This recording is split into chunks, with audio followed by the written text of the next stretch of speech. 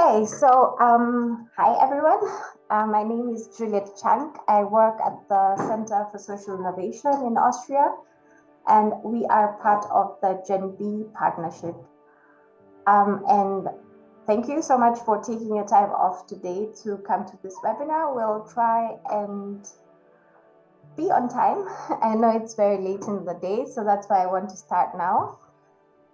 So to start off, I would like you to go to menti.com and enter the following code 5712689. You can also scan the barcode.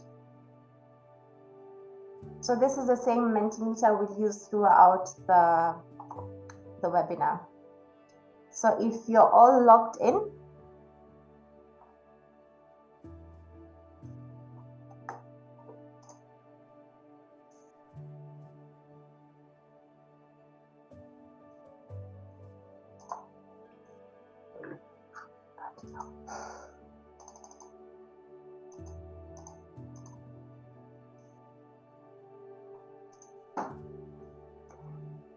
so can you see the screen now, which is asking you where you're located? So please let us know where you're located. I'm curious. I have a feeling there'll be many people from Italy and from Greece, a few from Netherlands, see Bratislava or Switzerland. Sorry, Juliet, in the meantime, we are not seeing the Menti on your screen, so we are just seeing the desktop. Oh my God. Okay, I'm so sorry. Thank you. Now?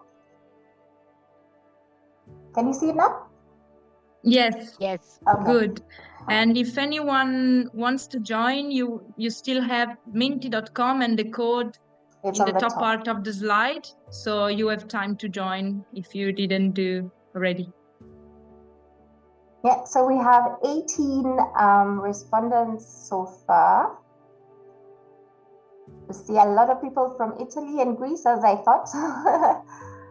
We have someone from Finland as well. A few from the Netherlands, Spain, Turkey.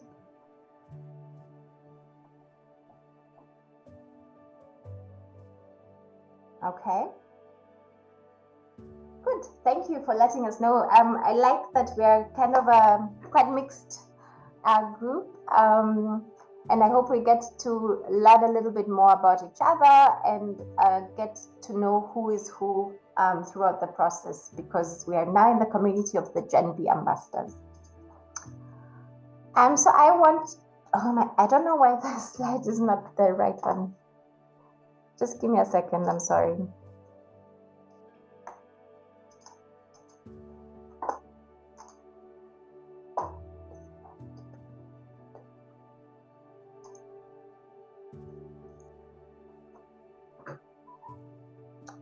So I would like to know from you how your knowledge of the bioeconomy is. Are you an expert? Have you never heard about it before? Or are you somewhere in the middle?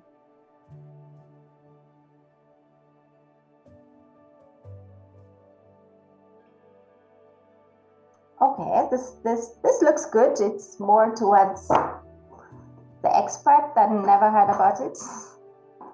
So we have 15 people who've answered.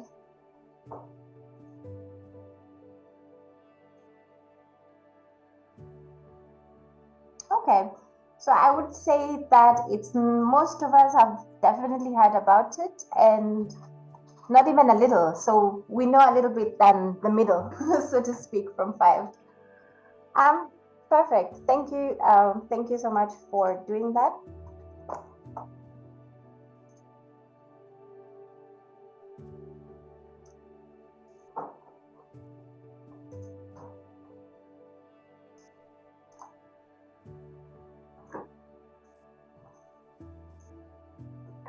Good. So as I said before, I'm sure everyone here, when I say GenB, you kind of know what it means. So when we were writing the project, we thought about a really cool name that represents young people, and we thought GenB, which represents the generation bioeconomy. The project centers around educating young people on the bioeconomy to promote a sustainable future. So I'll just go through the main activities of the project really quickly. Some of you may know them, some of you may not, so it's just to kind of refresh your memory. So GenB is at the forefront of co-creating innovative approaches to learning about bioeconomy. So we're not just talking about traditional classroom learning, but interactive and practical experiences that bring the concept of bioeconomy to life. Our mission extends to inspiring, influencing, and informing young people about sustainable lifestyles. Through our activities, we're helping them to understand the importance of sustainability. We educate young people about the opportunities that the bioeconomy presents. It's not just about understanding the issues, but it's showing them the paths they can take and the careers that can also make a difference. So today we're going to start on this journey, as we will not only learn about what the bioeconomy is, and we've seen some of us or many of us know what the bioeconomy is, but we hope we can give you a little bit more knowledge on that. But we'll also talk about applications of the bioeconomy and the skills required. For you specifically, GenB ambassadors, we've organized opportunities such as this series of webinars. So this is the first of 3 in English, to take an active role in driving the transition towards a sustainable bioeconomy. So we hope we will be able to arm you with all the necessary knowledge and the tools that you'll be able to share your knowledge with your peers. We're also focusing not only on young people, but also, for example, on teachers and educators, because it's very important to to bring this knowledge to even the youngest of the young ones among us. So we are going to have, for example, a MOOC for teachers, training them on bioeconomy and environmental issues. So in summary, GenB is about action and education, and we believe that focusing on these key areas, we can make long-term impact on the health of our planet and the economy.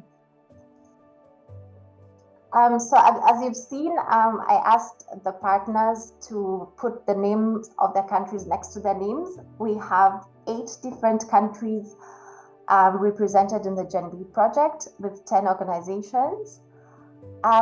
You probably know some of them because you've been in contact with your country partners. You also notice around the room, even from the question that we asked before, we have a few people who are not from the 8 countries.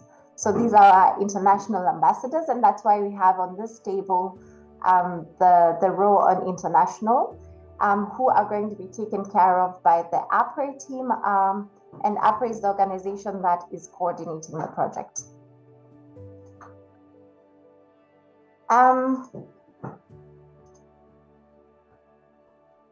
So since you all applied and were selected to be GenB ambassadors, you probably already know who an ambassador is.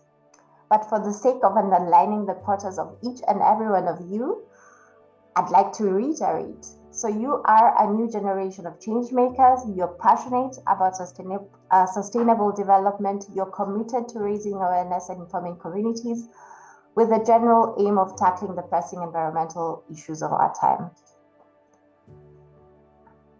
As we delve into the roles and commitments of the ambassadors, it's crucial to understand the dedication we ask for. So we're not asking for that much. We're asking for just a few hours each month so that you're able to also balance your other commitments. So your role will soon become highly visible. You'll be the pioneers in promoting the bioeconomy among young people. So you will be represented in social media. You'll be able to attend conferences. You'll also have the opportunity to connect with global network of peers, with industry innovators and organizations dedicated to the same mission. And as part of the GenB Ambassador Program, you'll gain access to comprehensive training material like this webinars. It's designed not only to enhance your knowledge on the bioeconomy, but to equip you with the skills to be effective promoters. In addition to the technical knowledge, we also want to give you some soft skills like design thinking, visual thinking, pitching. I know when you're registering for the webinar, we also asked about what you're interested in. So we're going to try as much as possible to put what you want to gain from this in the advanced webinar. So now I will I'm not sure if some of you have received the wonderful gadgets we have. So we have a really cool stuff. So they're not just cool, but they're also useful. We have like charging station for mobile phones. We have speakers, earphones, and that kind of thing. They're all made from sustainable material. They're all made from biomass. So it's not just they're going to be useful for you, but it's also to kind of show off, look at what we can make from other materials, which is not fossil. So on this note, I am going to give the floor to Susanna to tell us about the ongoing activities before we can start with the serious stuff by John and the rest of the partnership. Susanna. Yes. Just very quickly, we experienced some problem with communicating with different ambassadors because we discovered that young people are not very keen on using emails, and this is not very functional.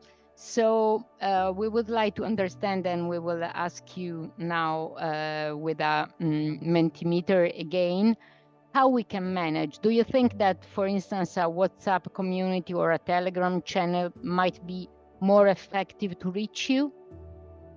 Maybe we can go directly to this question and then we come back here. Juliet, what do you think?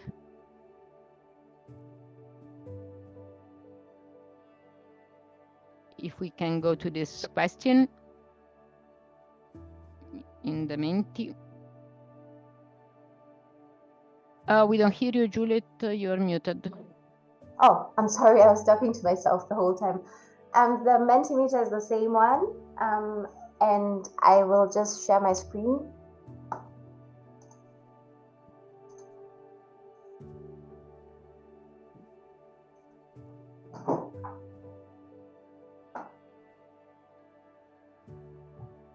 Okay, so we see that some are for keep on going with email, some other for the WhatsApp community, and also, yeah, seems that WhatsApp apparently now is the preferred. Maybe what we can do is that we will send you an email with some links, and if you with a link to the WhatsApp community that seems to be the preferred after email, so Telegram channel seems to be a little lower.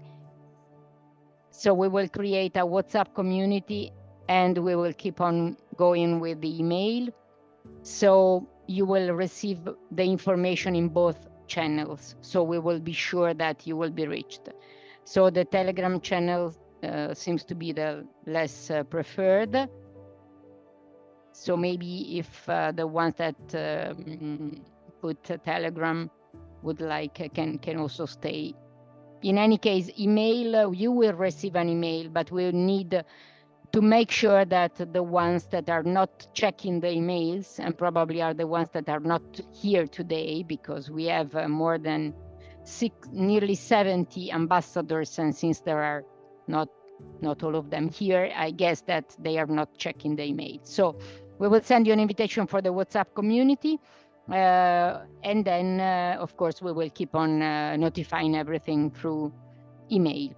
Okay, if we can go back to the slide.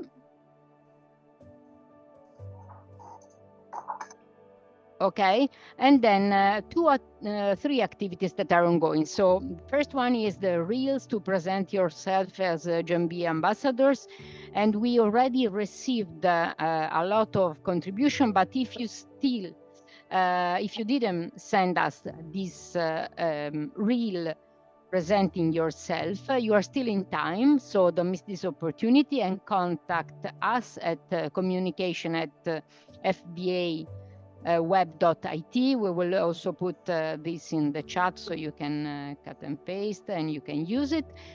So this is to present yourself as GenB ambassadors, and we are editing and we will launch a campaign very soon.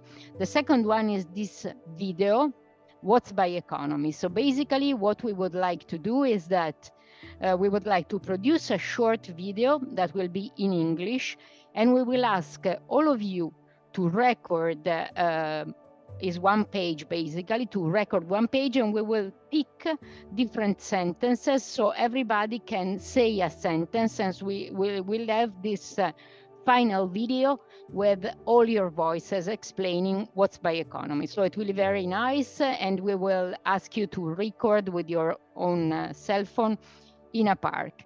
And you will receive in few days an email with all the explanation and some examples on how we would like to receive the format of the video.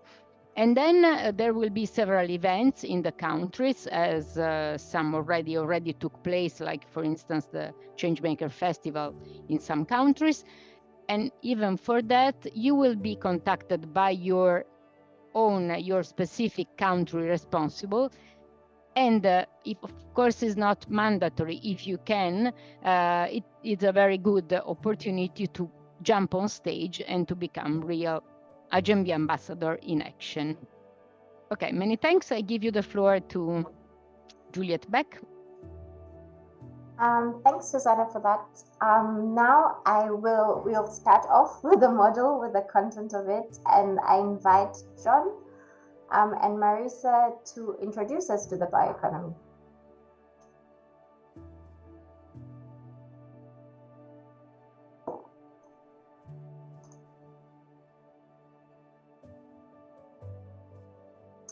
John, we cannot hear you if you're speaking.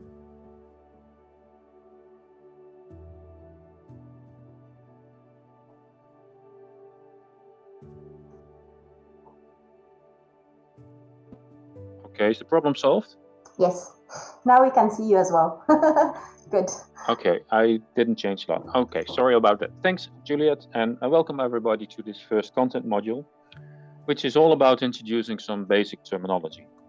My name is John Vos, and together with my colleague Marisa Groenestegen, I prepared the slides of this module and the next one. The topics that I will discuss in the next 10 minutes or so are the following: bio-based and biomass, linear and circular bioeconomy, bioeconomy sectors, jobs, and the Sustainable Development Goals. And for those that are interested in details, we have listed further reading materials at the end of this presentation in section 4.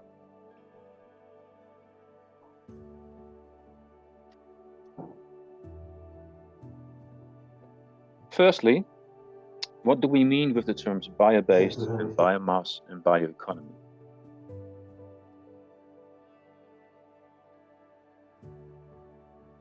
Simply put, bio-based means a product that is completely or partially based on biomass.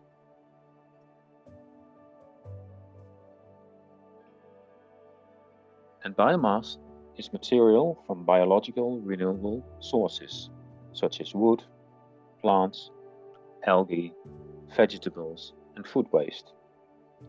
Please note that a bio-based product does not have to be a finished product. It can be a material, an intermediate product, a semi-finished product, or an end product that you can find in the store. All materials and products shown in the jeans value chain below, you see there cotton, yarn, fabric, and a pair of jeans, are bio-based. Also, it does not have to consist of 100% biomass. Even at lower percentage, we call it bio-based. As you now can see, the pair of jeans contains 98% cotton, which is bio-based, and 2% elastane. Still, we call the product bio-based. What is a bioeconomy? The bioeconomy encompasses all sectors and associated services and investments that produce, use, process, distribute, or consume biological resources, including ecosystem services.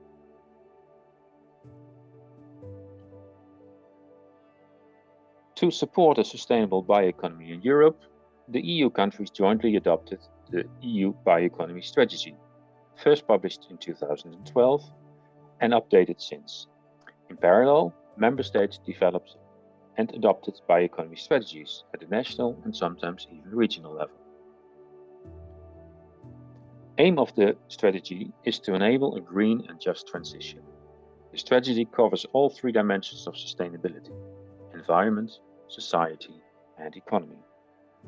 And GenB is one of the measures aiming at supporting practical implementation of the 2018 update of the Bioeconomy Strategy and its action plans.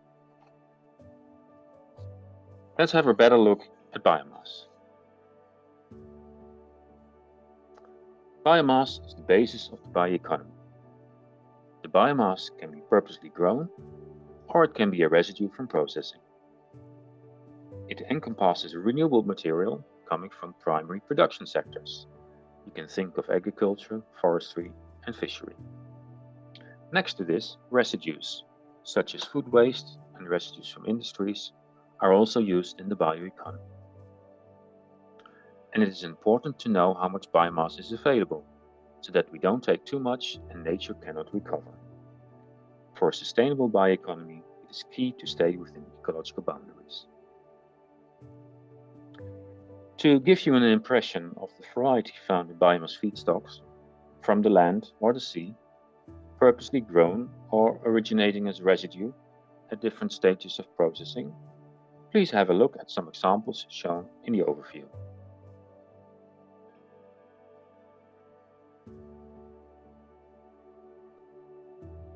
Typical examples include wood, oil crops, sugar crops, starch crops, agricultural residues, industrial, municipal, and household waste, but also seaweed and algae, coffee grounds, milk protein, mushroom roots, elephant poo, and insects. Quite a variety. The next concepts that I will briefly introduce are linear and circular bioeconomy. Linear economy is the economic system in which people buy a product, use it, and then throw it away. In short, a take, make, use, dispose economy. Some figures from a National Geographic article can help illustrate what is happening.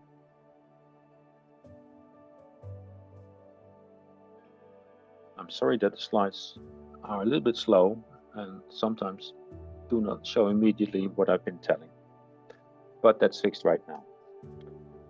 The numbers from this National Geographic article are from 2015, so they're a bit older, but the message has not changed a bit.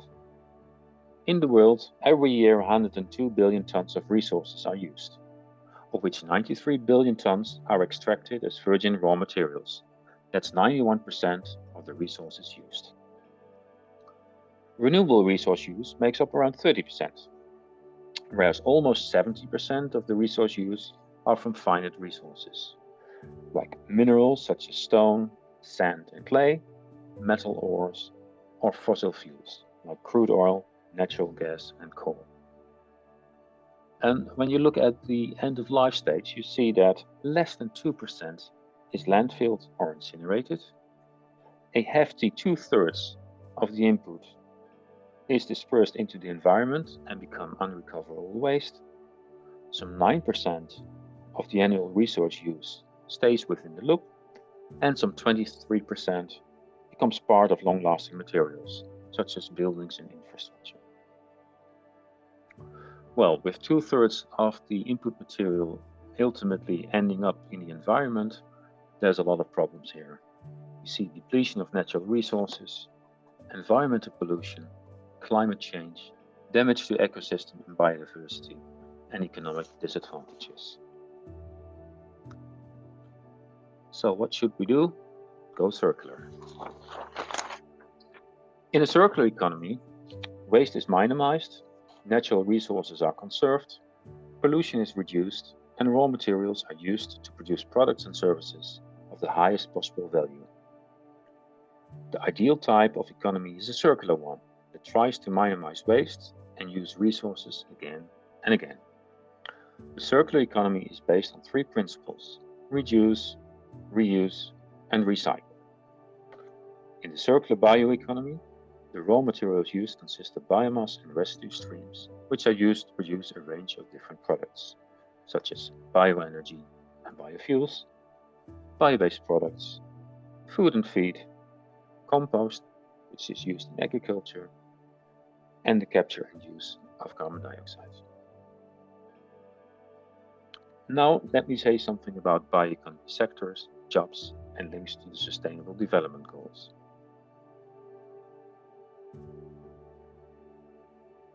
Bioeconomy is not just producing bio-based products.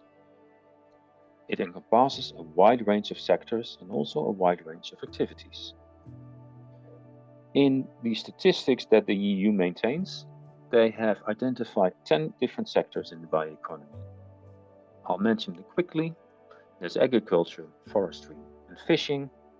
There's also food and beverages and other agro-manufacturing, bio-based textiles, wood products and furniture, plus paper. Then we have bio-based chemicals and pharmaceuticals, plastics and rubber. There is liquid biofuels, and finally the 10th sector is bioelectricity. And here you see some numbers about employments in these different sectors, the value added, as well as the share of value added. And activities that we include in the bioeconomy can be parts of tourism, cultural activities, trade, manufacturing, construction, and so on. Now, the link with the Sustainable Development Goals. As you probably all know, there are a total of 17 SDGs set out by the United Nations to create a sustainable global economy and environment. 10 bioeconomy sectors, which you see on the right side, all play multiple roles in helping obtain the goals set forth by the United Nations. The common goal under each industry is Sustainable Development Goal number 12, responsible consumption and protection.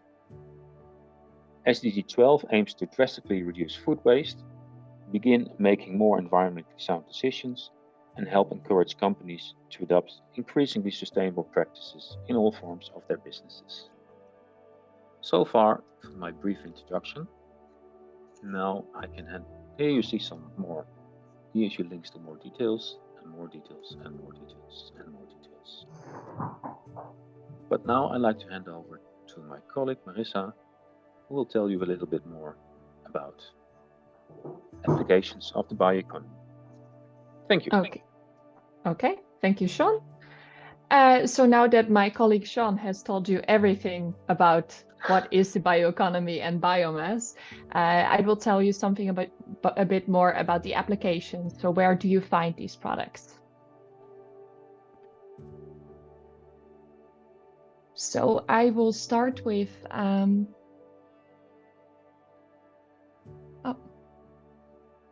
the bio-based products that have existed for ages.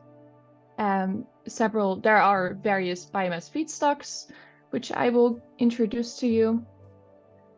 What is a biorefinery and what is biotechnology? And then some examples of what are bio-based products and where can you find them?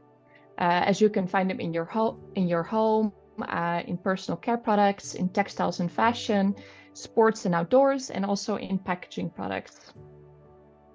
So as I said, bio-based products have existed for ages. So here in these images, you see people thousands of years ago, and they were already using textiles made from hemp, from cotton, from wool, from jute, as well as wooden houses, of course.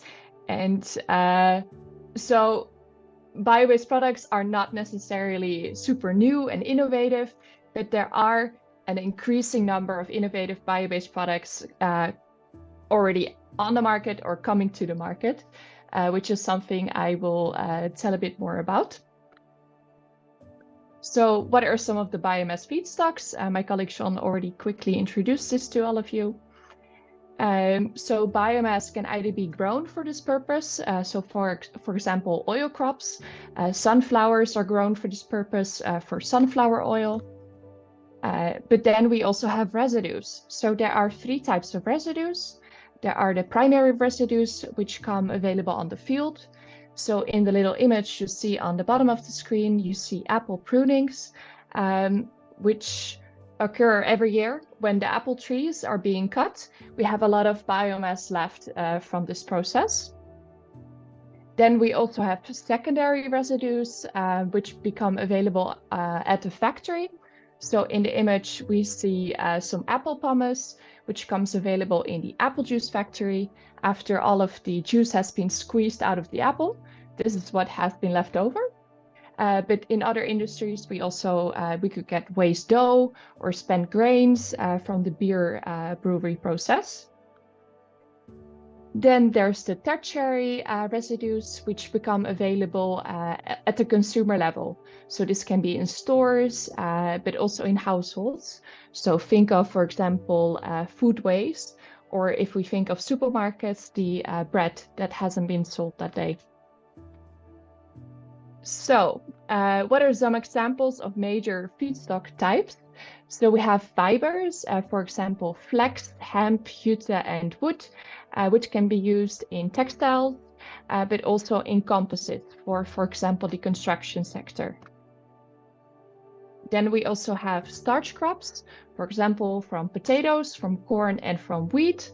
And we can use this for a range of products, but these are mostly used for biochemicals in the bioeconomy. So we can use them to make plastics, bio-based plastics, adhesives, but also other additives for example, woodworking and biofuels, and also PLA, which is a type of bio-based plastic. Then there are vegetable oils and fats.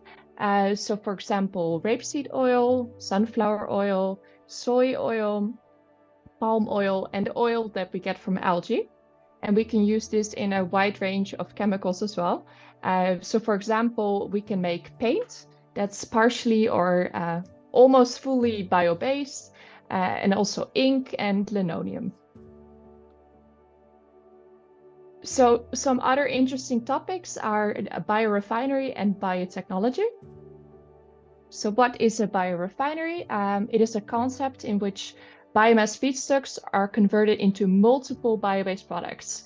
So if we look at the image, we see that biomass on the left is turned into an intermediary product, like specialty ingredients. We take the sugars, we take the starch, we can take the oils and fats, protein, cellulose, hemicellulose, and lignin. So the intermediate products and processes. We can then use conversion technologies such as biotechnical, biochemical, and thermochemical technologies. And then we can turn them into products. So the pyramid which you see is the value pyramid. So the more it is on the bottom, the less value it has, but the higher volume it has. But as we go up the pyramid, so for example, the pharmaceutical industry and the food industry, there is an increased value, but less products. So for example, if we take the beer brewing process, we can take spent grains, which is the largest residue from this process, and we can use this for biogas, for example, or for heating. So there is a large volume, but it doesn't have a very large value. But then from the same process, we can take the yeast, and we can use this in the pharmaceutical industry. So this is quite, the volume is not as high, but it has a very high value. So what is biotechnology? It's the technology that involves living organisms.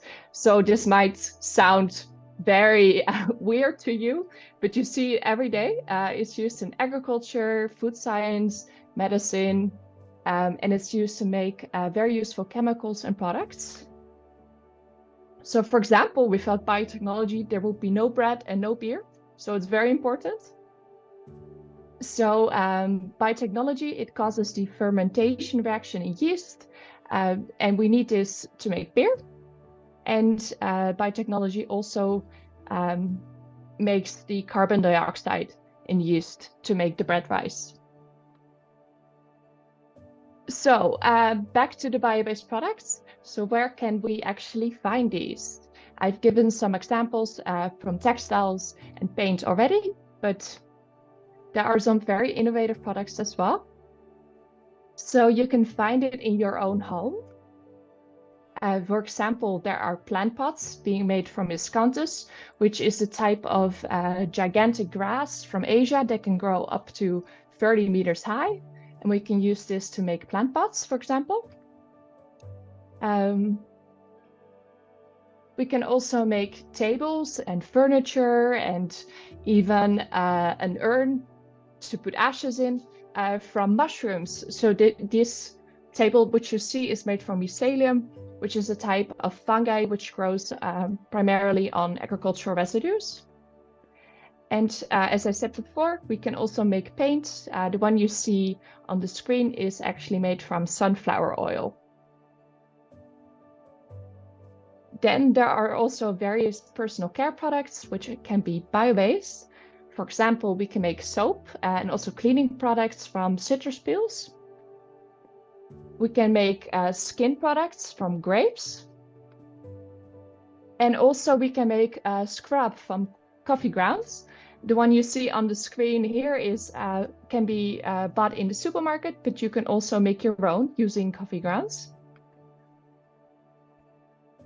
So from textiles and fashion, of course, you know, cotton clothes, linen clothes, but then there are also various very innovative textile products. So we can also make fabric from wood, which you might know as rayon or viscose.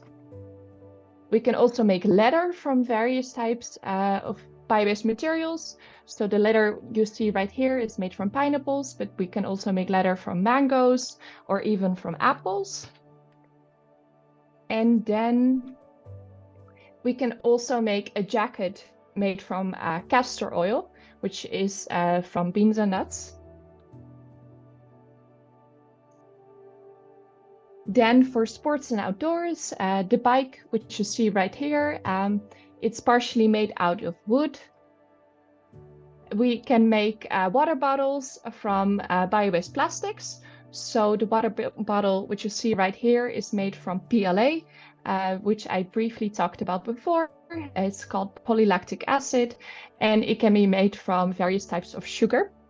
So the bottle you see right here is made from sugarcane. And then we can also make a tennis racket from the fibers from flax, which are also used to produce linen. And then lastly, it can also be used for packaging solutions. So some interesting examples is this egg box in the Netherlands, which is made from potato starch and cellulose fibers from wood. Then we have some makeup tints, which are made from wood chips, which is a residue from the woodworking industry. And we have some coffee cups, which are made from coffee grounds. So if you found this very interesting, or if you have any further questions, we added some links so you can read a bit more about these topics. So there's some slides about biorefineries, the sources where we found most of these interesting bio-based products. And that was it. Thank you very much. And please contact us if you have any questions. Thank you, John and Marisa. That was very interesting. Is there anyone who has a question from the audience? We have a few minutes that we can shoot some quick fire questions to John and Marisa, and they'll hopefully be able to answer them or at least send us to the right direction. If you have a question, just put on your mic and speak.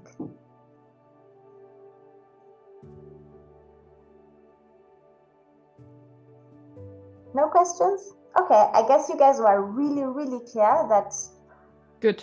Nobody needs further clarification. So thank you so much once more.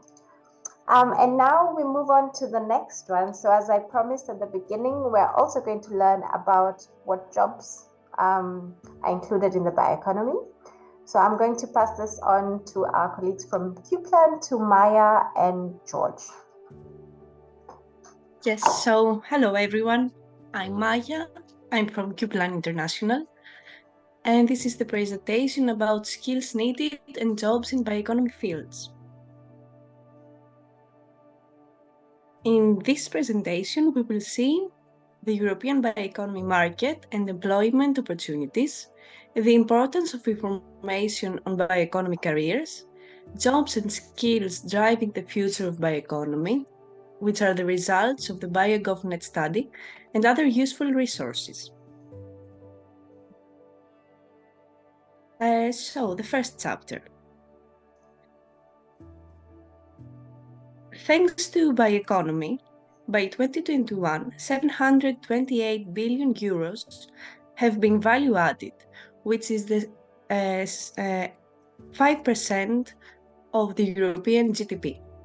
17.2 million jobs have been created, which are 8.2% of the European employment.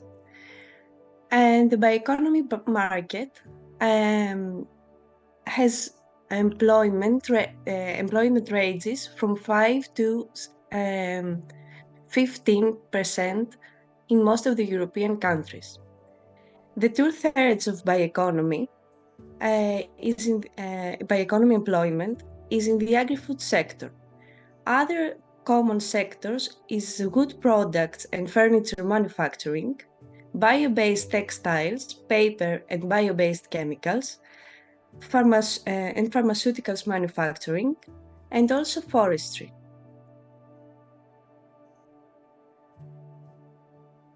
By 2030, bioeconomy employment is expected to decline in the agricultural sector, but an increase is expected in bioelectricity, biofuels, bio-based pharmaceuticals, and bio-based rubbers and plastic manufacturing.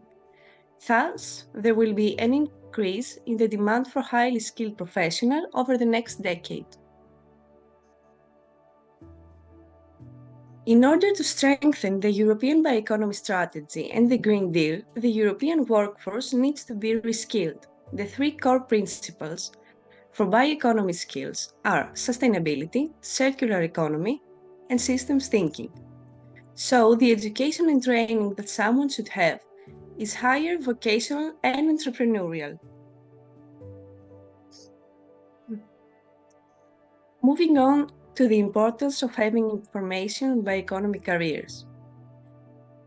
The key questions to be answered is what are the future job profiles and what are the necessary skills.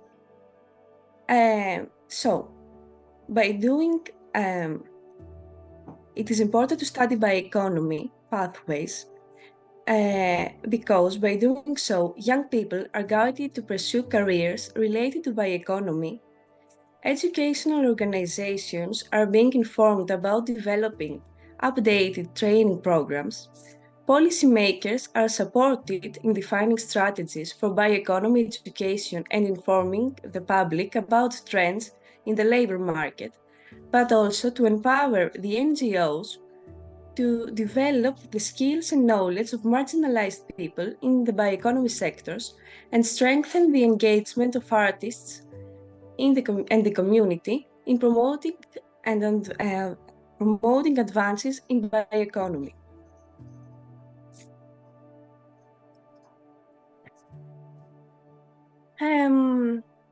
The bioeconomy job profiles.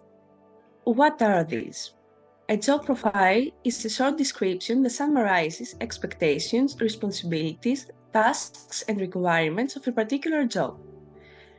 They are an essential tool for bioeconomy employment because they are a practical guide for young students and professionals, for talent recruitment companies, for standardization of the job requirements, which is the industry, to guide for design of vocational training and educational programs, and provide key insight for regional and national policies. Up until now, comprehensive studies on bioeconomy job profiles and careers pathways are generally missing. So this analysis, the BioGovNet analysis on bioeconomy job profiles, is a good starting point to explore bioeconomy careers.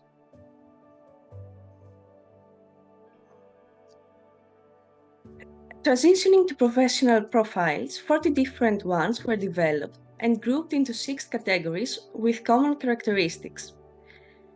Research and development with professions such as biomass exploitation researcher, expert or researcher in bioenergy and bioeconomy. In the primary sector, there is the precision agriculture specialist and the geoecologist. In the consultancy and advisory sector, there is the social agriculture advisor and biobased business and production consultant. In engineering and processing, there is the environmental engineer and the biobased process engineer.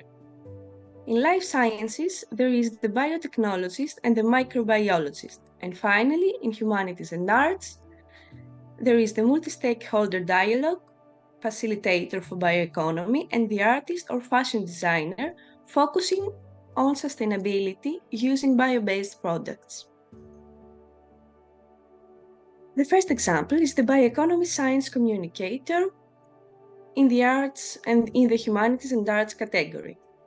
This profession involves activities such as raising awareness about bioeconomy and bio-based products, promoting knowledge and education on bioeconomy, building communities, and organizing events and workshops. It also includes both general and specific communication tasks, such as developing business models. An individual may have a non-technical education in communication, entrepreneurship, or finance, and then undergo additional training in bioeconomy or circular economy, and vice versa. Some necessary skills include problem solving, critical thinking, task planning, information research, collaboration, systemic knowledge about bioeconomy, and analytical thinking.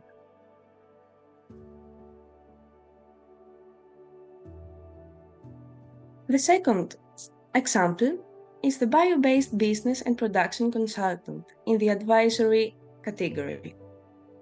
The aim of this profession is to provide guidance for the development of bio-based products and processes, apply in-depth industrial knowledge for trend analysis, technologies, suppliers, and bio-based processes, design and guide business, communication and marketing strategies, and promote collaboration among bio-based businesses and organizations. Professional training and primary is significant practical experience in the field. Professional training and significant practical experience in the field are required. Some necessary skills include problem solving, critical thinking, information research, collaboration, analytical thinking, and technology design.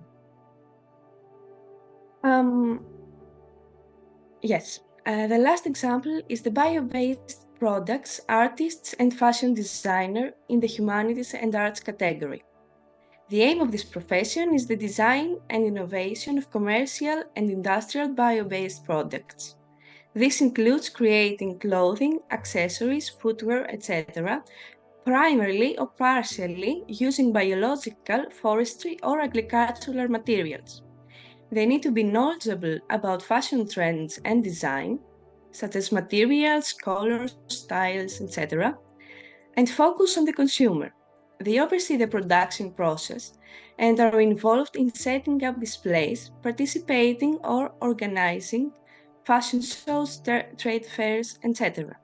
A technical degree in product design or industrial production is necessary, along with additional training and or experience in artistic design or fashion design. Some essential skills are task planning, collaboration, digital design, quality control, attention to detail, and design software knowledge. The goal and conclusion of this analysis was the identification of the future skills that will be required in the bioeconomy, and this includes interdisciplinary or horizontal skills, active learning, analytical thinking, and systemic thinking, digital and technology skills, good knowledge of principles of bioeconomy, specialized technical skills such as waste management, and finally, entrepreneurial skills. Some useful resources for bioeconomy careers and studies are the BioGov bioeconomy job profiles, where you can find them in the BioGovNet library. And also you can explore the European bioeconomy educational programs by visiting the GenB library.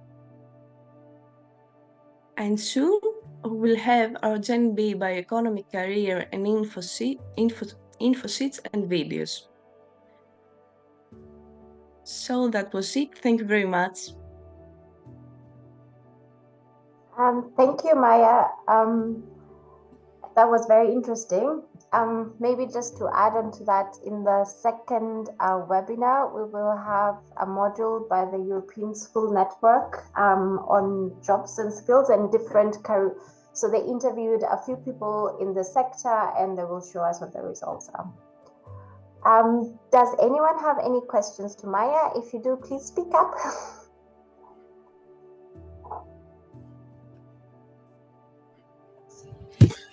Juliet, can I make a very short comment? Yes, George. Yes, on the bioeconomy employment trends, I would like to clarify, because it looks a bit weird, that the bioeconomy sector employment is on a slightly declining trend, but it's mostly because people are moving from agriculture to more specialized fields. This does not mean that the bioeconomy sector does not have a potential, but it's mostly focusing on more highly specialized professionals, which are fewer in the market. So these people will be in high demand. So people with university or technical training will be very valuable for the bioeconomy sector in the future. So this is slightly misleading, and I think it's good to know for our ambassadors here.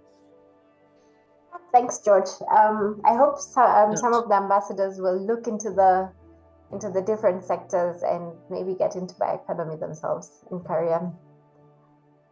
Good. Do we have any further comments, questions? I'm assuming not. So thank you very much, George and Maya. Now I'm going to invite my colleague, Katarina Handler, to tell us about the controversial aspects of the bioeconomy. So we've had a lot of good things about bioeconomy. So is it all good? Katarina. Yes, hello, my name is Katarina. Thank you, Juliet. So up to this point, we have explored the bioeconomy, what it is, its innovative applications, and the job opportunities it brings. But however, now we think it's time to take a moment and critically think of a more complex side of the story.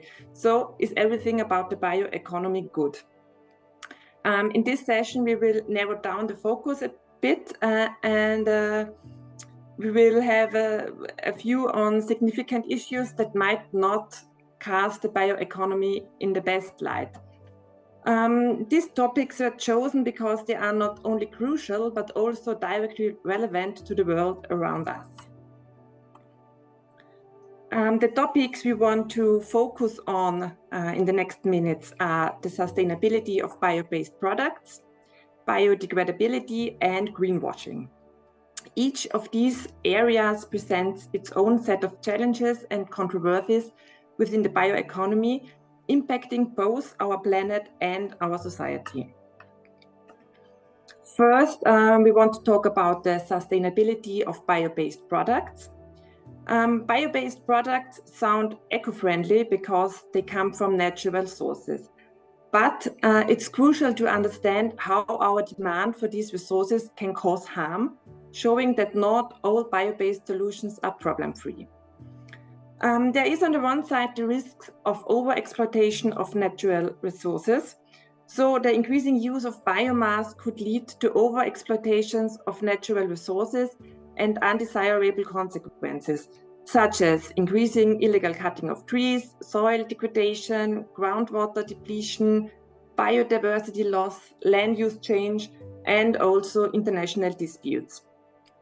Another risk is the one of competition with food and raising food prices.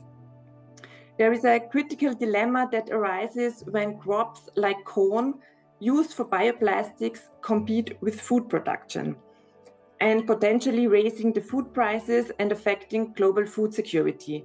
And therefore, we have to balance our needs without compromising other basic rights.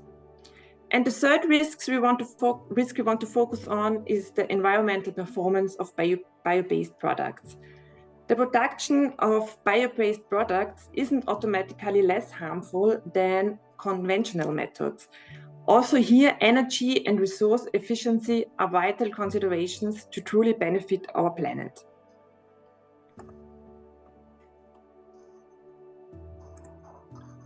Having a look at the sustainability of bio-based products, we can ask ourselves, are bio-based products better by default? Understanding the full impact of a product requires looking at its entire life cycle. This so-called life cycle assessment is a process of evaluating the effects that a product has on the environment over the entire period of its life. This leads us now to the topic of biodegradability. There is a compromise between biodegradability and durability, but this is still insufficient because it poses significant challenges. For example, by products like fishing nets, which need to be durable, but otherwise it would defeat the purpose of the product. Now we have prepared a Mentimeter for you, and I give back to Juliet for introducing this Mentimeter. Okay, thanks, Katharina. So we are going back to the same Mentimeter we used before. If you hadn't scanned the code or logged in, please scan the code now or enter with the code. And I will start it in...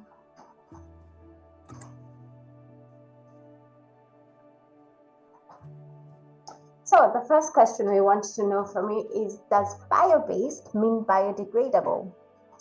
I only see 3 people, so it doesn't mean, okay. Does anyone say it means the same thing? You have to share again, Juliet. Oh my God, I'm so sorry. I do apologize. My technical skills today are poor. And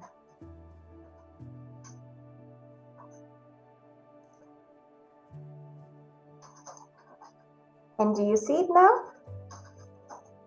Yeah. Okay.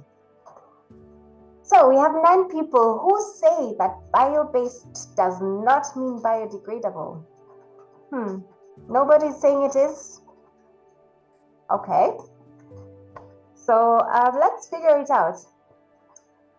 So yes, you are all right. So you have so much more knowledge of bioeconomy than we expected, but you're right, because a bio-based product is wholly or partially derived from biomass, as we had from John, but it isn't a degree of biodegradability. So materials can be bio-based, but not biodegradable. That's correct. But then let me ask you the same question in a different way. Does biodegradable then mean it's bio-based? Okay, someone says yes. A few say no. Okay, at least here we have some variation of answers. But I'm just wondering why only 9 people are online. So please go back to the Menti. The code is on the top if you're not on the menti.com. Okay, we are 8 to 6, 8 to 7 saying yes and no. So this is a controversial. Oh, okay, now we're half and half. Okay, so we can say that we don't really know, but I'll tell you what the solution is in a second. So the half who said that it is not the same thing are right, because a biodegradable product can be decomposed by microorganisms under special conditions. materials can be biodegradable, but not bio-based. So there are other materials that can be decomposed, which are not from biomass. On this note, I will pass on back to Katarina to tell us what biodegradability is. Yes, so after this quiz, we want to find out now, what does biodegradable mean? Biodegradation means that the material goes through a chemical reaction in which it uses oxygen and hydrogen from the material itself or from its environment, and then dissolves into water and gases, such as carbon dioxide or methane, or also new biomass. For this reaction to take place, microorganisms also need to be in place. So this means that in the ideal chemical process, nothing remains of the original material. It also means that materials biodegrade in certain conditions at their end of life. Therefore, different degrees of biodegradability depend on the environment. So for example, the times of biodegradability in marine environments are very long because salt water preserves biological materials very well. These diverse conditions are important and need to be specified to know the time frame for biodegradation. And certain biodegradable products can take several years to break down. Also, the biodegradable materials return to nature and can disappear completely. They sometimes leave some residues or toxic waste. E.g., plant-based plastics are often labeled as biodegradable. But while they are meant to break down more easily than regular plastic and be safer for the environment, if the right environmental factors are not present, it might take just as long as for regular plastics. Okay, and now again back to Juliet for another Mentimeter. Okay, so we're back to the same code, or you scan the QR code.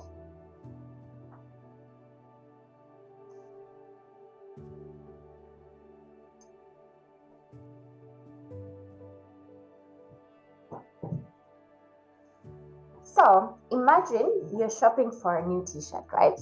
And you come across two options. So one has a label that says 100% cotton and has a tag which says join us in being conscious. Maybe you've seen this around. It's from H&M. And the other option is a regular cotton t-shirt with no special labeling.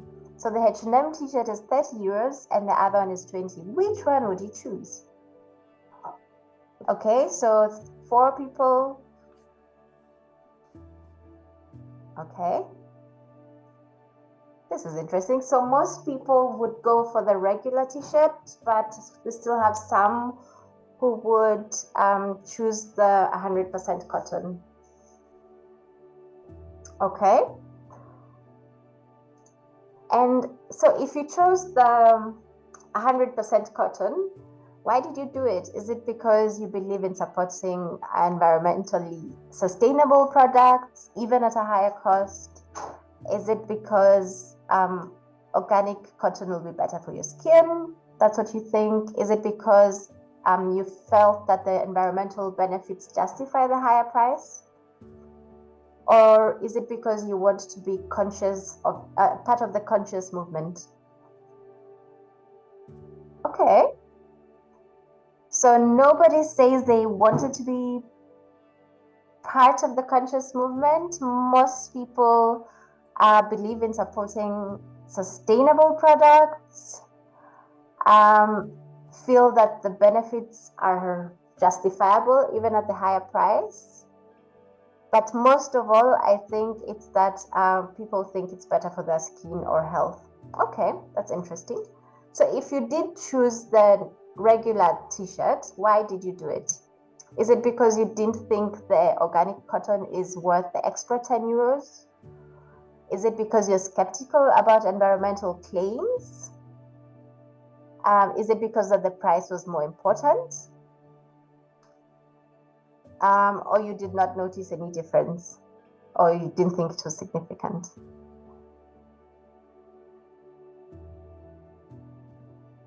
Okay, it's very refreshing to see that people are skeptical about environmental claims. We should all be very skeptical about environmental claims, and I'm happy to see that. Okay, some people also don't believe that 10 euros is worth for the organic cotton. Okay, then I'll give you another scenario. So you're booking a flight for a short holiday and see two airlines advertising at a price of 60 euros. I know there's no flight on earth that costs 60 euros, but let's just say it does. One of them has the image on the left as the advertisement. So it costs 60 euros, but it also advertises as having the lowest emissions per passenger mile, but has a poor reputation. The other one costs the same. You've never heard about it and you don't know about any environmental claims it makes. So which one would you choose? Okay, this is very interesting. I did not expect this.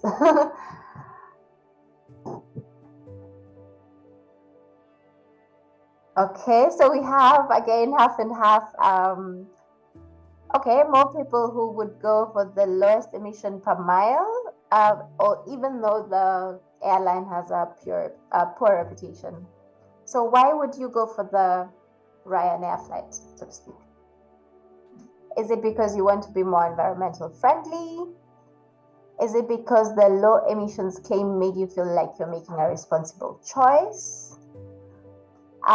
Is it because you just favored the airline with the sustainability claims because the price was the same? Okay.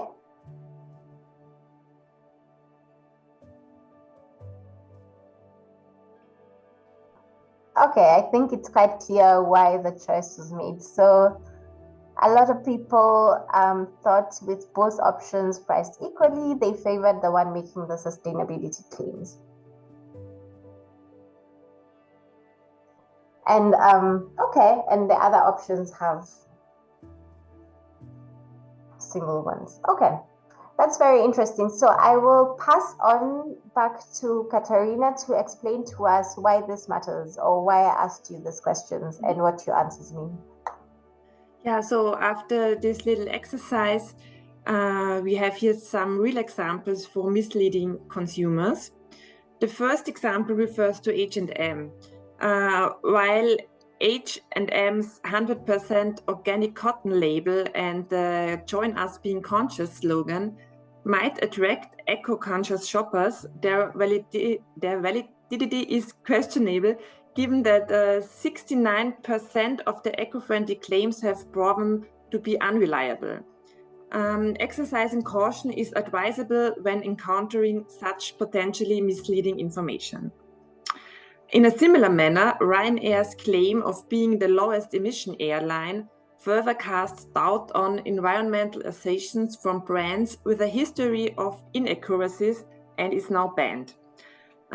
It's wise for consumers to thoroughly investigate such claims, looking into the company's credibility and seeking out objective third-party verification where available.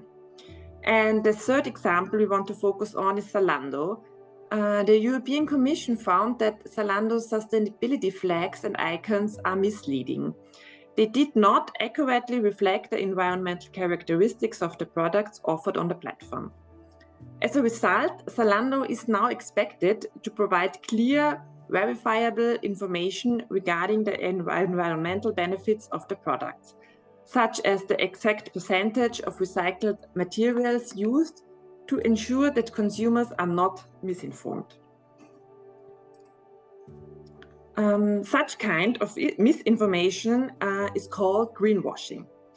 This greenwashing is the process of conveying a false impression or providing misleading information about how a company's products are more environmentally sound. Consumers have the right for transparency of information. Authentic green products back up their claims with facts and details. But yet there are no labels and standards recognized and recognizable by consumers.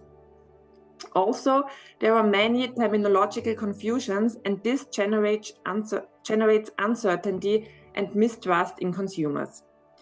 Some companies often use generic terms such as green, sustainable, good for the environment as a red herring, undermining the work of those who are serious about it.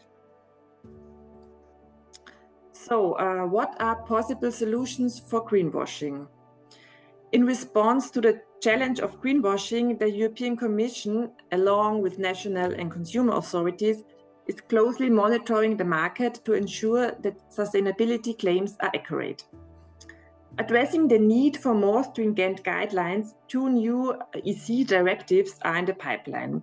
The first one is already adopted, and it aims to empower consumers in the green transition, ensuring they have the information needed to make environmentally conscious choices. And the second one is currently under negotiation and will specifically address the substantiation of green claims. This is a significant step forward that the European Parliament has already approved the text, and we are now awaiting the final approval. These 2 directives are a part of a broader initiative to establish clear standards, labeling, and life cycle assessment systems. Such frameworks are critical as they provide the necessary tools for companies, policymakers, and consumers to make well-informed decisions, paving the way towards a truly sustainable future. And also, this is a call to action for all of us to demand more from the products we choose to support. And finally, at the end of this module, we have a Mentimeter again. So we want to know how you feel after you've heard about the controversial aspects of the bioeconomy.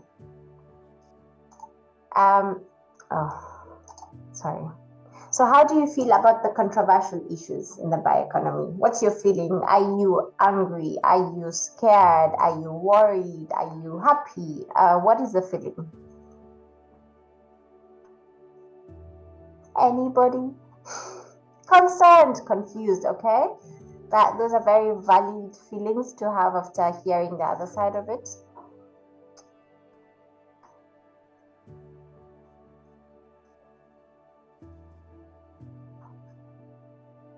Okay, angry, frustrated, okay. Not surprised, okay.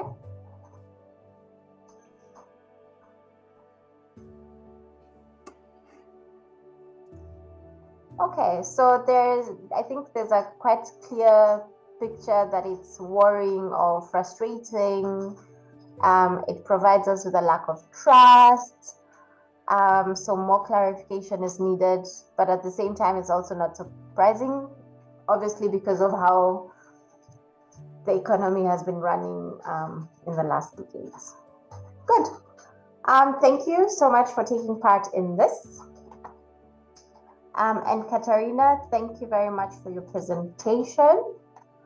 Does anyone have any questions, comments, clarifications for Katarina? Please just shout if you do. Okay. Oh, I have a question. Oh, yes, go on, Lalma.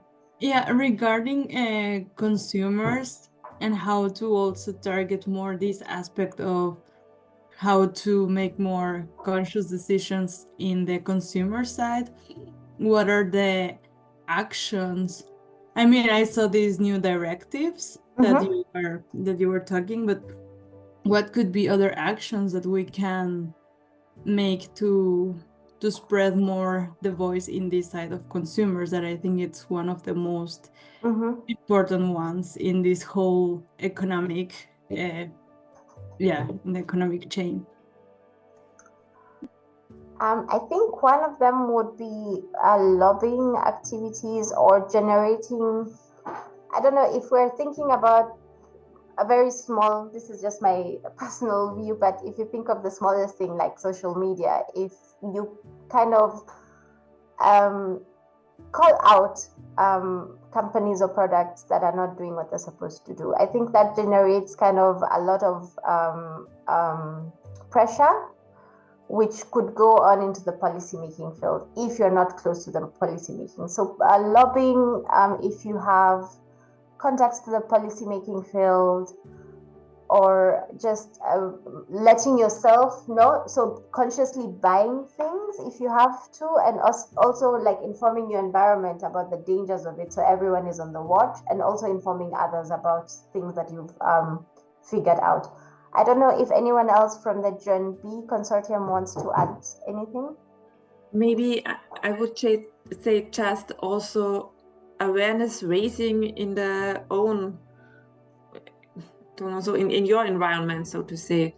So just inform others about the issues and make them aware of this. And I think this would help in consuming consciously. And then also, of course, lobbying and so on, but this could be a first step. Mm-hmm. Yeah, George? Sorry, Susanna, go on. Yeah. No, there is also the question, this question that is called vote with your wallet. That means that basically you can vote, you can make your voice heard, taking some specific decisions. So this is through awareness raising examples. You can also drive the public opinion in that sense. Sorry, George, if I intervene, go ahead. No worries.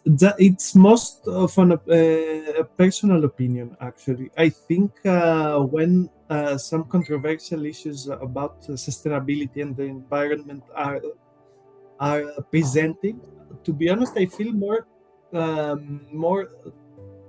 like a sense of trust, because sometimes sustainability, it sounds like a dogma, something like we never challenge and we never think twice. And I think that's the backdoor to greenwashing and issues like that you presented. And I find very interesting social experiment these questions you do, because the answers can change very, very quickly, even by changing one word in the question. It's a very interesting experiment, and very nice presentation too, because we hear one-sided presentation of sustainability, and we never think twice. Mm-hmm. Thank you for the presentation. Thank you, George. Any more comments, questions? Okay. Thank you very much for your contributions. Now I want to open the floor to Jana, who is going to tell us about what we as individuals can do to build a more sustainable planet. Jana. Thank you, Juliet. And actually, I'm glad for the previous question, because it was a nice introduction also. That's what I thought. I almost say, yes, just wait for Jana, and then I thought no. And exactly, one thing that came to my mind is also to look for the certifications. And what I oftentimes do is to actually Google or try to find on the internet which of the claims are actually valid. And what I'm trying to find is information from third parties, so some certification bodies or some independent, could be NGOs, doing some kind of deeper research on the claims. But now let's move on to this presentation. So welcome everyone. My name is Jana. I work for Pedal Consulting, and I'm based in Slovakia. And yeah, exactly as George said, you've heard a lot of information about bioeconomy and a lot about its benefits, but also about the risks and challenges that are associated. So one can feel overwhelmed by the amount of information that is available, but also you may be asking yourself, what can an individual actually do to promote sustainability or responsible behavior thanks to bioeconomy? And this is the focus of the presentation. So here we will explore the small steps or changes that we can adopt in our everyday lives. The presentation is divided into four parts. So let's jump directly into it as the time is running. So thanks to the previous presentations, you probably have a pretty good understanding this bioeconomy can be found everywhere, and it's also a part of our everyday lives. But the question is whether bioeconomy is sustainable. And based on the information provided just before, you probably have realized that the answer is not simple. And for example, just one aspect, the way how we actually use the products as consumers can make a big difference. So there could be very little difference because if we use a fossil-based or bio-based product, based on how we use it. So if the product, for example, was designed and produced to last long, but we use it just once and then dispose it, our behavior is not very responsible. To act more sustainably, it's definitely important to have a switch towards more renewable biological resources, but also the production and consumption. So this is the part of us as consumers needs to be more ecologically, but also socially responsible. So yeah, this is where sustainability and circular economy come into the picture. And these terms were explained before by John, so I'm not going to repeat the information. Instead, let's have a closer look. What changes can we actually adopt in our everyday lives? What you can see on this slide is the so-called 5R approach. You may have seen variations of this, and we have also adapted it slightly for the purpose of this presentation. And what it illustrates is basically a pyramid of approaches that we can adopt or that can be guiding in our everyday lives. And on the top, we have put those that have potentially the biggest positive impact. So what does it mean in practice? Rethink and reviews is the first couple of approaches. Refuse is simply saying no to things that we don't use. Rethink means that we can try to find for better options, and this could be the option of renting or borrowing of product instead of buying, or looking for more sustainable alternatives. Reduce is the approach that results in minimizing our consumption. Minimalism, for example, is a good direction here, as the philosophy of it is actually to prioritize our needs over our wants. And this in practice can mean that we reduce the amount of our impulsive purchases and think twice before we buy something.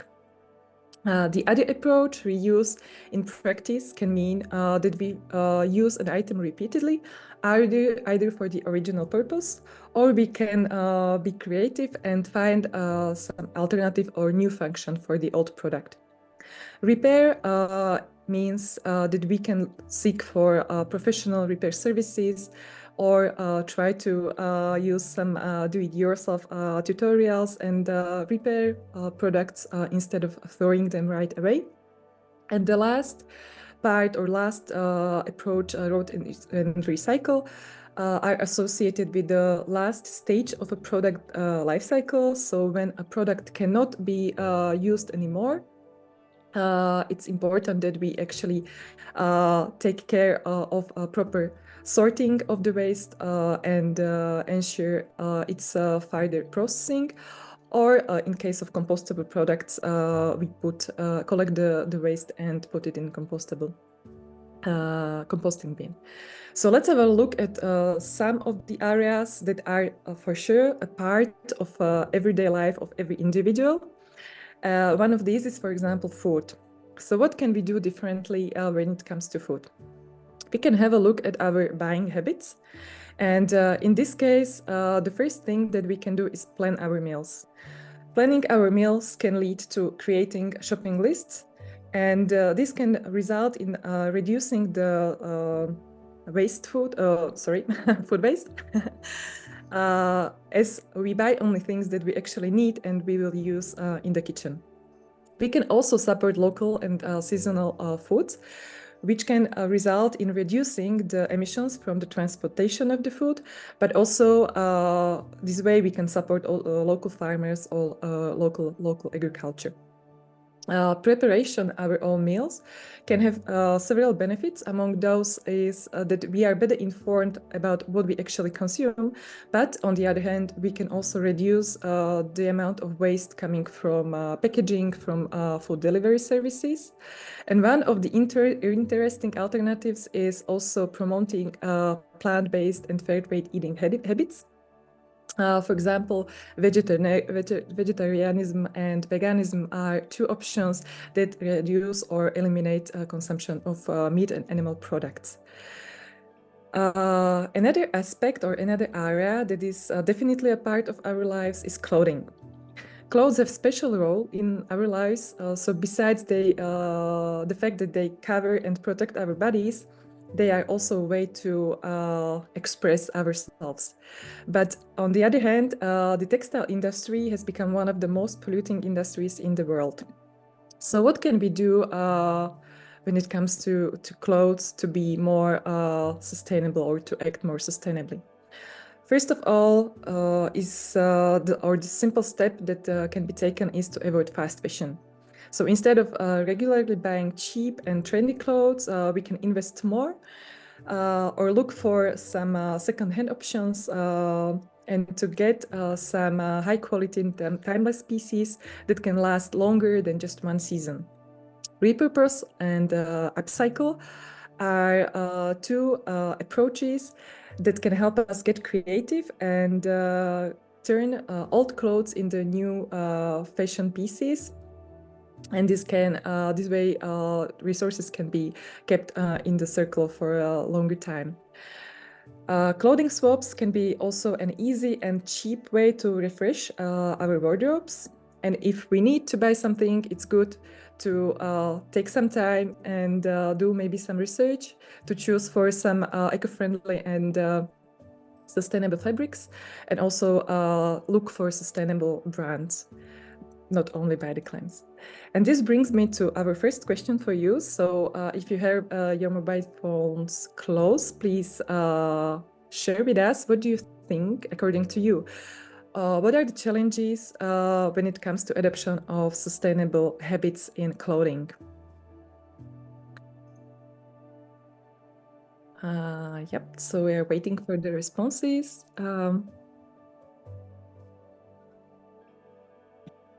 It can be anything that you can see as a challenge, maybe in your case, or somebody from your communities, your peers, your friends, etc. Yes, need to be fashionable, for sure. Any other ideas? It can be also the price. Yes, the price, high costs, and no certification of sustainability, more expensive money. Yeah, exactly. The money can be one of those reasons. Make really sustainable choices. Secondhand clothes are often less fashionable and in good state and expensive. Okay, thank you very much for sharing. Now let's move on to the rest of the presentation. Yes, and we will have a short look at the topic of plastics, which is also a controversial topic because plastics have very important functions, but they also cause a lot of pollution. So luckily the 5R approach that you've seen before can be applied also here. And one thing that can be done is to avoid single-use plastics. So for example, instead of buying bottled water, to get a reusable water bottle. But also avoid, for example, packaging. You can look for neighborhood for zero waste shops in your neighborhood, or in standard shops, try to look for products with less packaging. The next area that can be that we can zoom in is hygiene and cosmetics, and also here avoidance of single-use items is one of the strategies, but also getting biodegradable toiletries and looking for biodegradable and eco-friendly cosmetics and cleaners can be the options, and this can be also, of course, made at home.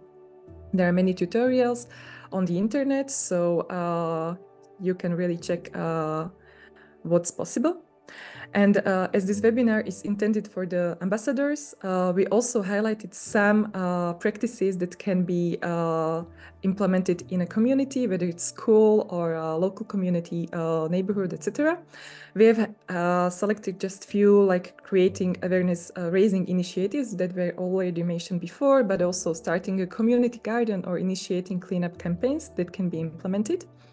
And there are many, many more. So let's move on to the last part, and our question also for you. Can you please share with us some of your biohabits? So any kind of habit that you have implemented or adopted at your personal level, or maybe you are involved in some projects or initiatives where you are working with young people, or maybe your friends. Give us some examples. What do you actually do in your life? It can be anything. It would be a good sign if we can see something that was shared before, or we would be very happy also if you share with us something that is completely different. Okay, we have one vegetarian. Increased effort to recycle and reduce food waste. Thank you. Plant-based diet. Compose my own food waste. Beach cleaning. Very nice. Thank you. Start buying clothes from Depop diminished meat consumption. Yep. Thank you very much. Gardening at home, plant my vegetables, more vegetarian meals. Okay. Lowering the food waste. So thank you very much. If there are any other, please share them or send them even later. We will have a look at them. And now, thank you for your attention and also inputs. Here are some resources, and that's all from my side. So thank you very much. Thank you so much, Anna. That was interesting. Now, at least we can recognize what we individually do, but we can also think of more things that we can do as individuals. So now to kind of bring all this together is Santi, who's going to tell us about the bioeconomy and sustainability challenges. John already mentioned it at the beginning, so Santi, please check the time because we're a bit behind. Thank you. Don't worry, I'll be very short. Hey. Hello everyone, I hope you can hear me. I'm Santi Kadustunci from the Hellenic Society for the Protection of Nature. We've heard a lot from the previous speakers on how we must be careful when we're addressing bioeconomy as a concept and the way it is communicated to us. We also saw a lot of things we can do to contribute to sustainability. So together we will discuss how bioeconomy can help address sustainability challenges when it's properly approached and implemented. So I'll start with a Mentimeter question as well. Now that you know a bit more about the concepts of bioeconomy and circularity, let's see how they're connected to basic issues humanity will have to deal with in the years to come. Just go back to the Menti and choose which of these challenges you feel is most pressing. So this is just an opinion giving. We have climate change, sustainable development goals that John already spoke about, reduction of pollution, healthy food for all, healthy soil, biodiversity, energy needs, use of resources. It's a pretty balanced, vote. I see efficient use of resources is winning. Of course, most of these concepts are interconnected. Like, for example, reducing pollution, sustainable development goals, efficient use of resources are all also targeted towards climate change mitigation. Very nice. But yes, efficient use of resources seems to be the winner here.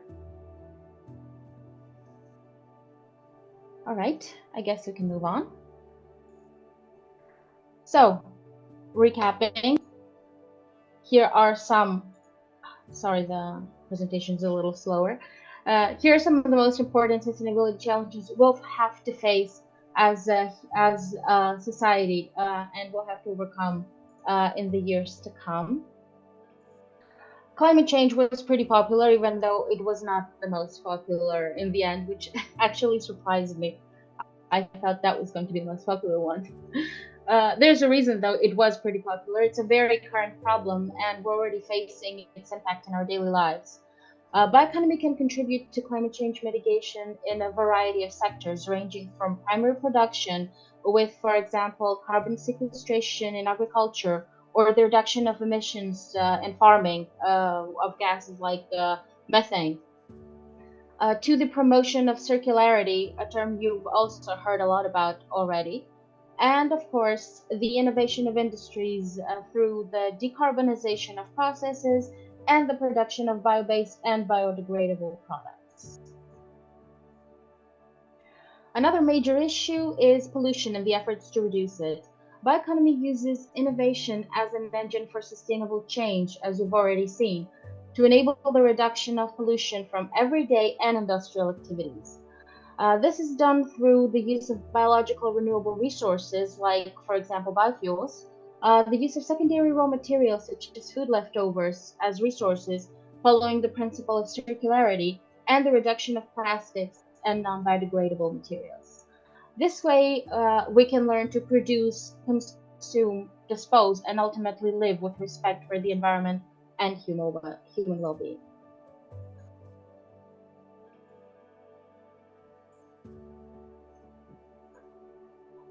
Okay. Energy is another key sector when tackling sustainability issues. Bioeconomy uses renewable energy sources as alternatives to fossil ones that are both finite and produce pollutants. For example, biofuels can be produced from waste materials, like, for example, used cooking oil, or biomass grown in marginal areas like polluted areas. Additional benefits to this are the sustainable management of forests and the valorization of underutilized resources. For example, we can use pruned tree residues to make heating pellets, or even animal feces and urban sludge to produce biofuels. Additionally, biomass grown in polluted areas is not fit for human consumption. So we can utilize both the land and the biomass in order to produce biofuels instead.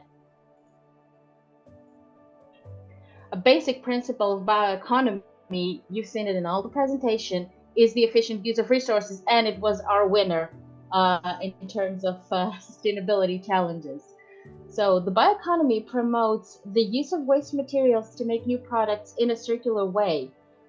Scientific research to identify new materials with sustainable approaches to produce everyday objects, the adoption of integrated production chains such as biorefineries to minimize pollution, and innovative product design that extends product life and allows prolonged use. What you see in the photo is actually paper made from poop. And this way, not only do we get to valorize waste to produce expensive materials such as paper, but also we help apply less pressure on our forests for wood.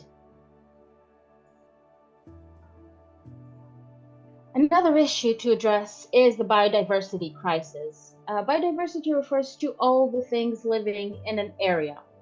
The loss of biodiversity results in ecosystem degradation. That means the ecosystems are less healthy. So how is that connected to bioeconomy? Well, biodiversity provides the resources that drive many economic activities. Therefore, healthy ecosystems provide ecosystem services, which in simple terms are benefits humans can get from nature. A good example is the pollination of plants, which makes more plant types available for humans to get resources from, like wood or pharmaceutical substances, for example. Integrating conservation policies into bioeconomic activities helps us make sure that we will continue to have these ecosystem services and resources provided to humans by the environment. Moving on to healthy soil, some might say, what's so important about dirt? Well, actually, soil is an essential non-renewable resource for agriculture. the means to produce several circular economy resources, food, and fiber. It supports biodiversity, and it plays a central role in carbon sequestration and storage, thus removing it from the atmosphere. How can bioeconomy contribute to keeping the soil healthy? Well, bioeconomy promotes the responsible use of resources so we don't exhaust our soil. The use of biopesticides, biofertilizers, and biodegradable mulching films that are not harmful to the environment or humans, and also compost from organic residues, which is a basic product of bioeconomy, helps to nourish the soil. Pretty much connected to the previous point, the challenge of providing healthy food for all, also an important sustainability development goal, like John said previously, can also be addressed through bioeconomy. Bioeconomy promotes a balanced, sustainable, and healthy diet, along with the reduction of weight, the valorization of food processing byproducts, like, for example, making bioplastics from expired milk or from fruit peels. Also, bioeconomy supports alternative and more sustainable food sources like algae, insects, or microorganisms. And as previously said, the use of biofertilizers and biopesticides that are not harmful. Thanks to innovation in primary sector practices, bioeconomy also creates new opportunities for income and rural development. And finally, John already showed you this infographic about job opportunities in bioeconomy. It's important to note that bioeconomy promotes the localization of production as a means to reduce carbon emissions from transportation, thus enhancing rural development and local job opportunities. However, inequalities can rise in several sectors, so this should be taken into consideration when shifting to more sustainable approaches. That's it for me. Here are some resources if you want to know more, and I hope you will. And thank you for your attention. If you have any questions, ask away. Oops, previous. There. Okay.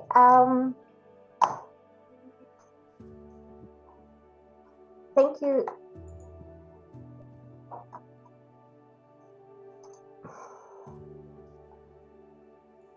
Thank you, Santi. I don't know if Yes, I'm giving you back the power. There you go. You have the power again. Sorry for that. Thank you. Thank you very much. And now I know we're very behind, a little bit behind time, but now we have the final presentation that we're going to hear from Susanna, who we met at the beginning of the webinar. So Susanna, take it away. Yes, I'm not sure if I have the superpowers, so you should give it to me again. Otherwise, you can move it. Okay. I'm sorry. 1 second. Okay. There you go. Now. Okay, great. So I will just be very, very quick. So I assume that this was your face the first time you heard about bioeconomy, and hopefully today you're not like that anymore. But this is what happens when you will speak about the bioeconomy to the large public in general. As we say typically, this is where the majority of people were a few years ago. But now we are in a more advanced phase in which they really ask you things. This is the phase that we call bio-how. And this means that, for instance, when you speak about something, they can ask you, but is this really sustainable? Or maybe they can ask you something about the origin of these products, something about the end of life. So this is something that can happen. And this is the reason why we wanted to empower you with all these contents. To do what? To really take a role. So this is the place where you are in the center. So to take a role and to be the ambassador of the bioeconomy. So here we would like to ask you through the Mentimeter again, where do you think we are? In which phase do you think we are We are in the still in the bio what, we are in bio how, or in general, not only you, but the large public is more in the bio act. So where do you think we are? Someone in the bio what still, but the majority in the bio how. And this is also what I think. And this is why you are very important to be the ones, to be the front runner, to bring all the other people, not only to the bio how, but also to the bio act. Okay, so we can go back. Many thanks for your answer. And I will show you some examples, very practical examples along this model. So in this model, as you can see, there is the inspire phase, that is basically the bio what, the empower phase, that is more the bio how, and the act, the bio act. And for all this, we identified some examples. So inspire, educate, co-create, engage, and take a role, that are activities that you can do. And no, don't think is this. Yeah. Okay. So these inspirational formats, I'm trying to move that. Okay. Are something that has been already done by several projects, several EU-funded projects like GenB, of course, but also Bio Voices, Transition to Bio, BioWays. And these are examples that you can take an inspiration from. And then through the second workshop, we will give you the majority of these tools in order for you to be able to work in your countries together with our partners, but also alone. So as you can see here, this is the Bio Art Gallery, that is an artistic exhibition. You also have seen something here in my bag from the Posidonia, but there are also other examples, like for instance, you see me here in the corner with this big exhibition of bio-based products, so really show what the bioeconomy is and enable the people to touch and feel what is, but also presentations, other activities in the squares, in the streets, or in events, for instance, here like in the Maker Fair in Rome or the Researchers' Night. This is a very good way to inspire the people, but inspire also young people like you, namely the citizen of tomorrow.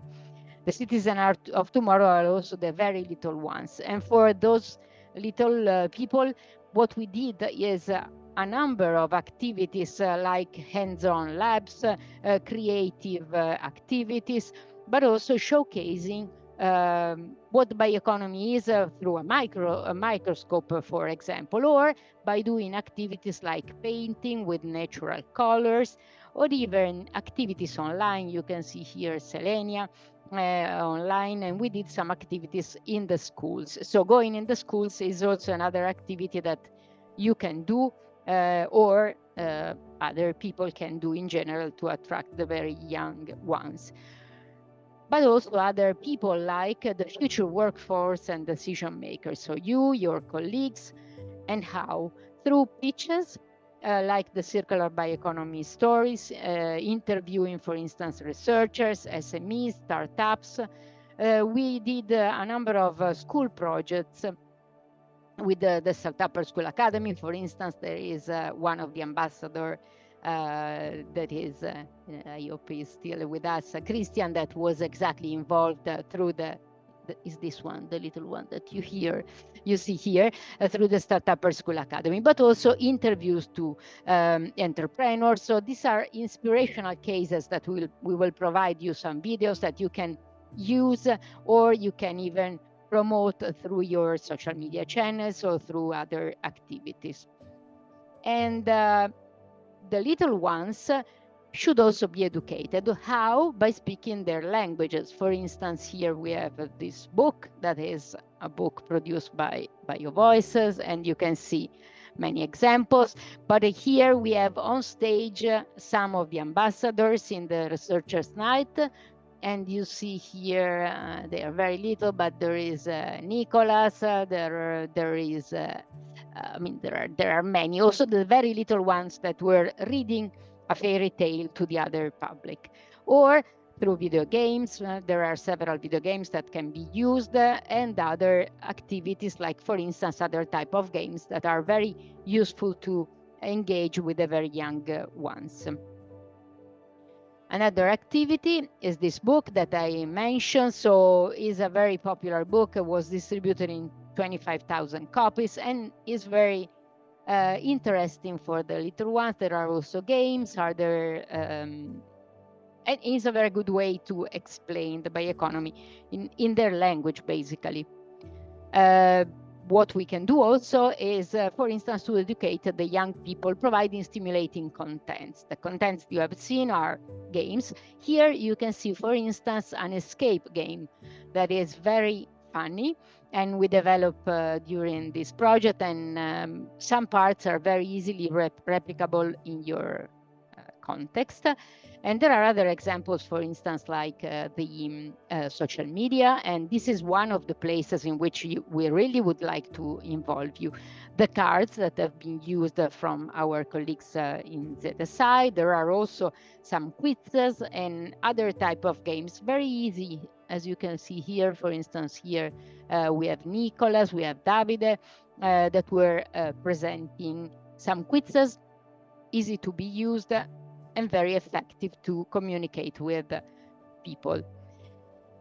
And the co-create, this is another solution that can be used, and we used many times.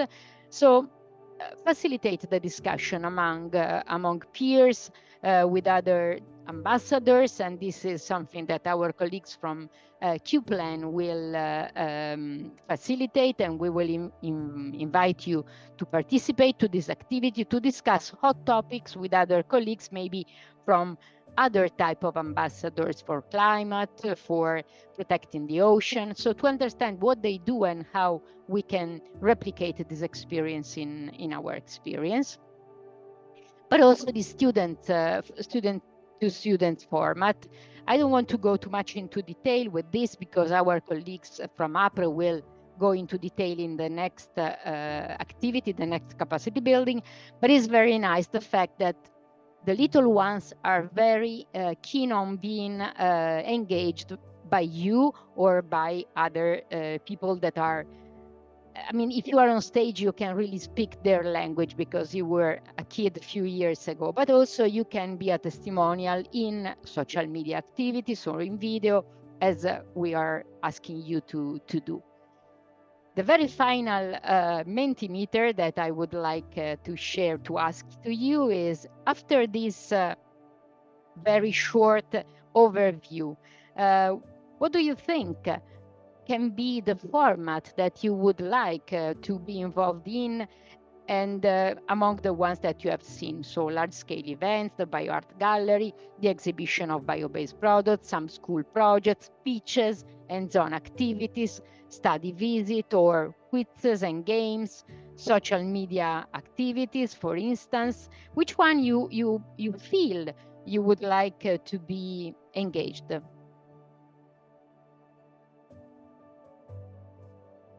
Okay, so we start to see something.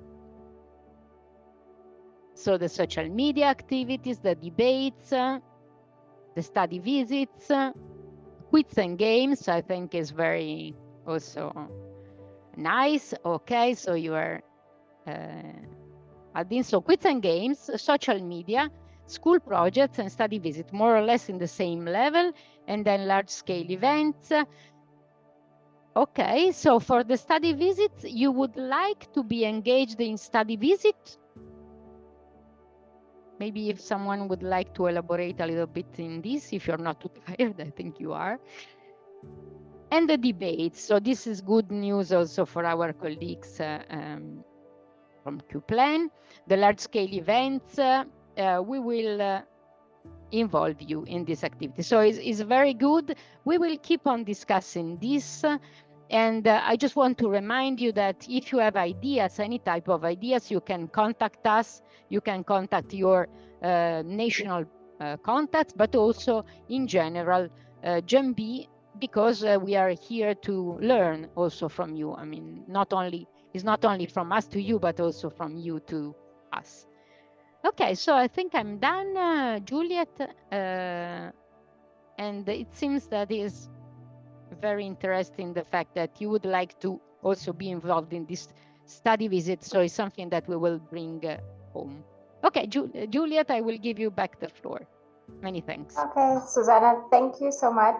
So Susanna's presentation was different to the rest. So it was to give you a taste of what you could really do to make a difference as a GenB ambassador. And in the next webinar, we will have more practical. So it will not be so much theory as now, but it will be more practical, hands-on examples of how you can take a role and become a real active GenB ambassador and make a change, a big change, a small change, still a change. So I know we're tired and I know we're 3 minutes past 8. As a very final thing, I would like to tell you that we are going to send you by email an evaluation survey, so you can tell us how you found the webinar. Give us your feedback, anything we can change or improve for the next time. And as a very, very, very final thing, I would like to know how you feel right now. So how do you feel about after the webinar, other than being very tired and hungry probably? How do you feel? So we can go back to, for the very last time, drum rolls, to the Mentimeter. And you can describe your feeling after this webinar in one word. How do you feel? Are you other than being tired? Inspired, I love it. Motivated. Okay, I didn't expect. Excited or curious. I love it. Okay, sorry, I'm even more excited than you are. Okay, happy. Okay, I'm happy. I'm not seeing any overwhelmed, but I could understand overwhelmed because it was a lot of information. So enlightened, more informed. This is very good. Aware. Excellent. Cool. That makes me really happy that you're coming out of this very long day with such positive feelings. Thank you.